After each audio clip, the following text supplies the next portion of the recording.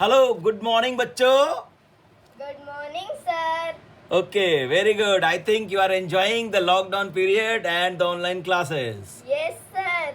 So, today our aim is to learn about the expression for electric field due to a charged shell applying Gauss's theorem.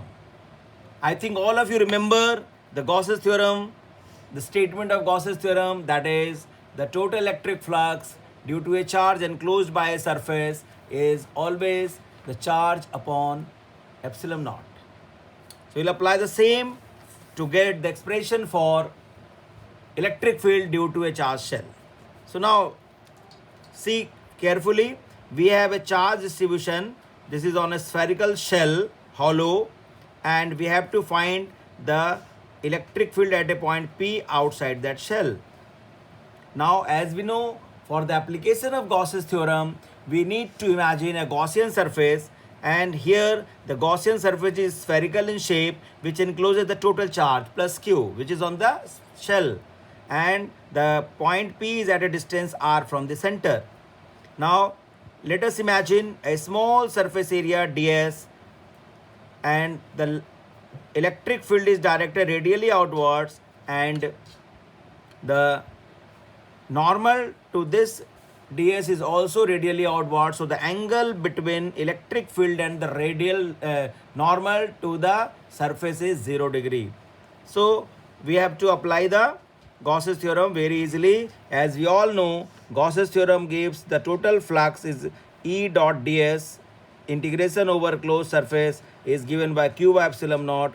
Here the q is the total charge is enclosed by the Gaussian surface, so we can put this E outside, and the ds is the surface area. The total ds is the surface area of this Gaussian surface. So r is the radius and 4 pi r square is the total surface area. So E into 4 pi r square is equal to q by epsilon naught, and by solving we get E is equal to q by 4 pi epsilon naught r square.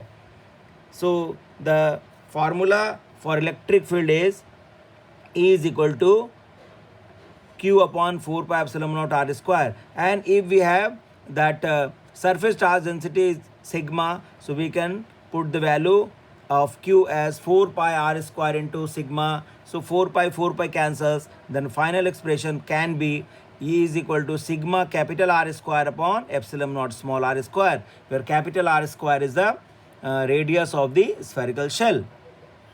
Now we can we remember the expression for electric field due to a point charge is q 1 by 4 pi epsilon naught q by r square, and here also the expression for electric field due to a shell is 1 by 4 pi epsilon naught q by r square. So we can easily say electric field due to uniformly charged thin spherical shell at a point outside the shell is such as if the whole charge were concentrated at the center of the shell. Now for the special cases we can go to the next slide. If that point is on the surface of the shell, previously the point was outside the cell. Now if we consider the point on the surface of the cell, so we have to replace small r by capital R, and we can do in the same manner, and the final expression will be E is equal to q by 4 pi epsilon naught capital R square. And as q by 4 pi q can be written as once again sigma into 4 pi r square. So 4 pi r square cancels, so ultimately E is equal to sigma by epsilon naught. So electric field due to infinitely charged thin spherical shell at a point on the surface of the shell is maximum. Now suppose the point is inside the cell. Say for a point inside the cell, if we draw a Gaussian surface, then Gaussian surface does not enclose any charge because charge is now outside. So in this case q is equal to 0.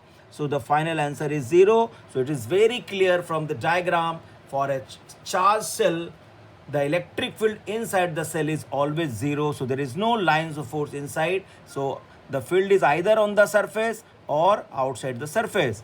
So if we have if we draw the electric field variation with the radius of the cell or the distance, we can get up to from 0 to R means when the point is inside the cell, there is no field, field is 0, and the field is maximum when the point is on the surface, and as we move away from the center, the field gradually decreases, and this shows the graphical representation of variation of electric field due to a spherical charge distribution.